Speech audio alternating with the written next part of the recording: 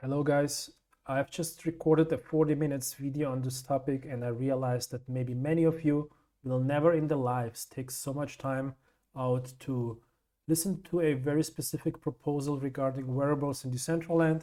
So I'm gonna try to really wrap this up just in a couple of minutes. I've put together a pre-proposal discussion post in the official Decentraland forum as per the new process. You will find the new process and the template for proposals also on that forum. So the core issue I would like to tackle is the way we deal with player-created wearables. As you guys know, we had two fashion shows where Decentraland players who had access to a development team and to designers were allowed to mint wearables based on their own designs. We had two fashion shows and we were able to buy those designs in the outlet.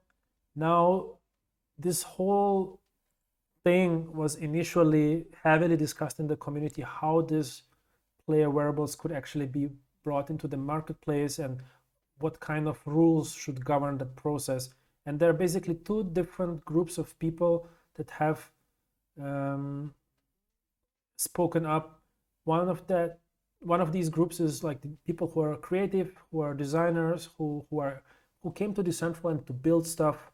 An important component of the community, a really important group of people, and a lot of those guys are also from the NFT art scene.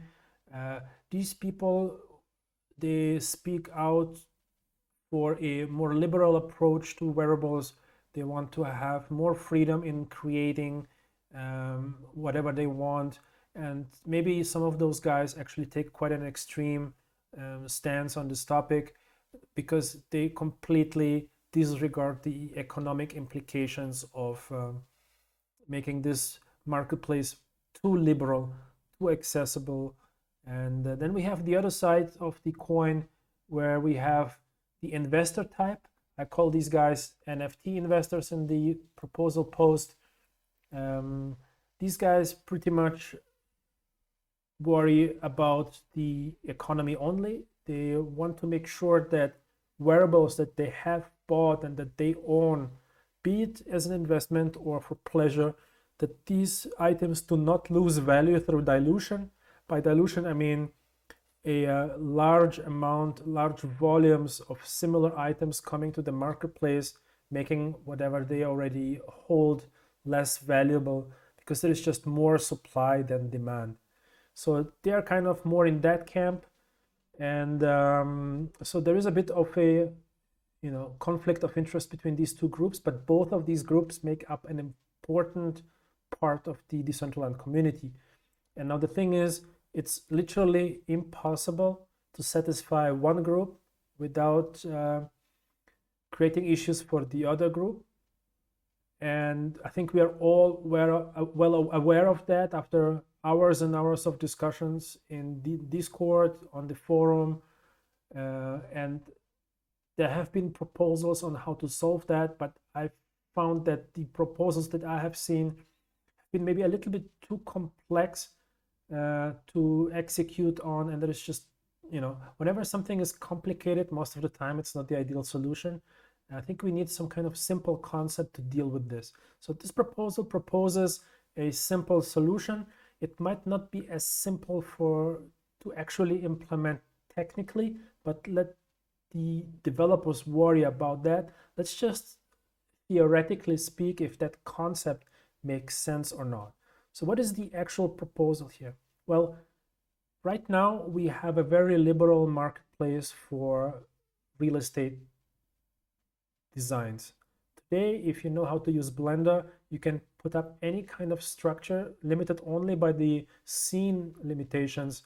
You can create anything you like and you can import it into Decentraland with the builder tool via the import function. It's very simple to do. If you know how to use Blender, you can build whatever you want in Decentraland.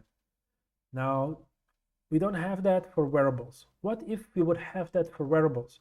You could build anything in Blender, import those clothes into a builder tool for wearables, and based on certain limitation like the avatar size and triangles and file size and other limitations. Based on those rules, you could pretty much create anything you want for those avatars, right? And at this point, the discussion usually heats up a little bit because the big fear from the NFT investor side is that if anyone can create anything they want, and they usually bring up the CryptoVoxels example, like it's kind of funny that they always bring it up like as if we don't know about it, you know. It's like it's the big argument. No, we know about it, and we heard about it 100 times. Yeah, CryptoVoxels have a lot of wearables that are worthless because everyone can do whatever they want. Well, first of all, who said that wearables should be worth something, right? Nobody said that. I mean, wearables are not necessarily they don't have to be in investment vehicles. I would like them to be, and I'm an investor myself, and I don't want my stuff to be diluted in value. Don't get me wrong, but let's be fair here. For the sake of having a fair discussion, they don't have to be. They could just be there for fun, and we lack a lot of fun in Decentraland. I personally don't want to dilute the marketplace, but I would like to design my own items, and I don't want to ask some dude if I can create something or not, because if I want to ask someone, I don't have to come to Decentraland for that. Decentraland is here because we want to do things like the crypto guys do, without permission, without trust, on an automated system with a contract. If I want to create something, I want to create it, and that's it. Like, this is the whole point of the crypto universe. A lot of people don't get that, but it's not complicated, right? That's the point. That's the point of Uniswap. That's the point of Ethereum. The ideal outcome is to have as little human interference as possible. No gatekeepers, no bottlenecks, no bias, no trust, none of that. The closer we can move to that, the better it will be. So the idea of someone creating these items is actually what we want. The problem is, at the same time, we don't want to destroy the marketplace that we already have, and we don't want to destroy the value of existing items. So these are the two things that we need to consider. So in this proposal, I'm saying, hey, why don't we allow for people to create their own wearables, but, big but here, but we allow them to only use those on their own character. And the idea here is that if you can only use them on your own character, you can experiment as much as you want. You can be as creative as you want on your own character, but you cannot sell that item to anyone. Now, there is a counter argument here that is partly valid. Apparently, some technical guys can actually download your designs through the code somehow. Fair. If there is this one or two guys who know how to do that, they might teach others. They might download everybody's creations, and then they might make them available for download as .glb files, like I do on my website. Yes, let's assume some people will actually do that. Let's assume your wearables are so amazing that people start stealing those and giving it to others, so that you will be walking around in a stolen .glb file without ever having it, purchased from the designer. You damage your reputation, but you do it. Let's assume you do it. It's a fair assumption. Well, you can't deny that there is this downside. The truth is, at the same time, that it will not be a real item.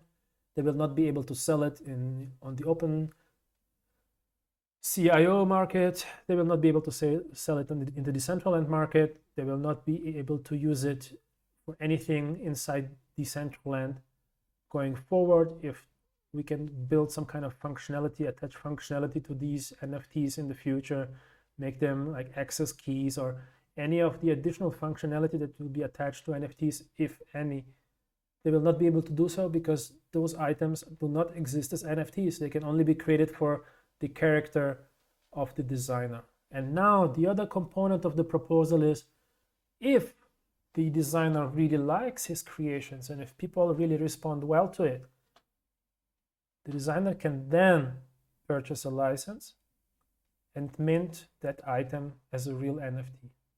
But that license is going to cost, and it's going to be priced, for example, as a 12-month rolling average of a similar rarity type. So if you're creating a mythic item and it's been selling for 10,000 mana for the past 12 months on average, you can buy that license to mint your design as a mythic for that exact average price.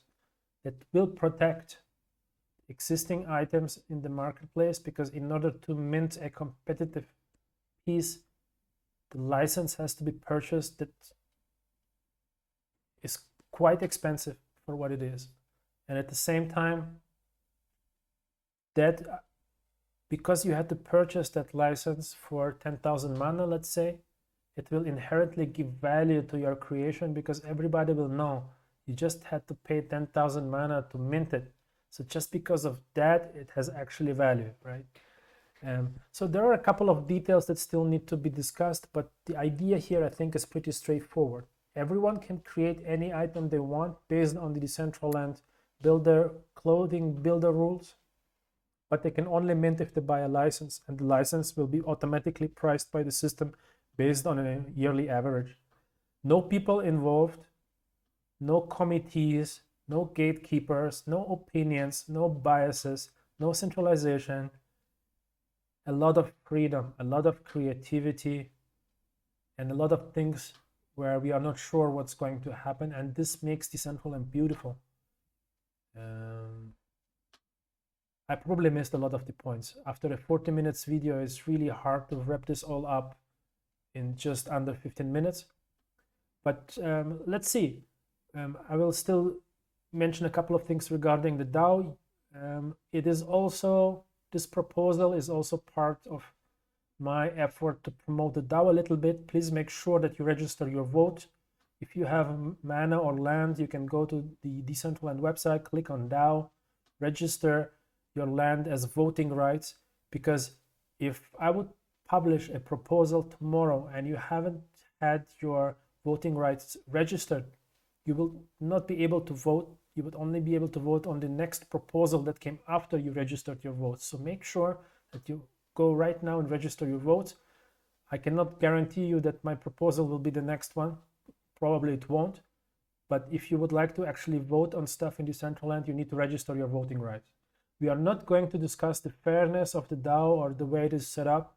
Some people like to go down that route. I think that is a separate topic that needs to be discussed separately. Right now, we are talking about what to vote on, and then we can talk about how to vote on it so it's fair. Two different topics, not good to mix. Let's keep things simple. This proposal is real simple. This is actually not a proposal. This is just a pre-proposal discussion post. The actual proposal will have to be much more structured with a lot more detail. So this is just a discussion post. I would love to get your feedback. You can register in the forum. I would really urge you to register with the forum and then get your voting rights registered, because otherwise you're just not a serious force to contend with, because if you haven't done your homework, why would anyone listen to what you think? So please do that if possible. I think this is a great 2 minutes of your life in your Decentraland life. All right, guys, I'm not sure if I will have to say anything else here. I think I've covered this pretty well. All right, thank you, and I see you guys very soon in the next video.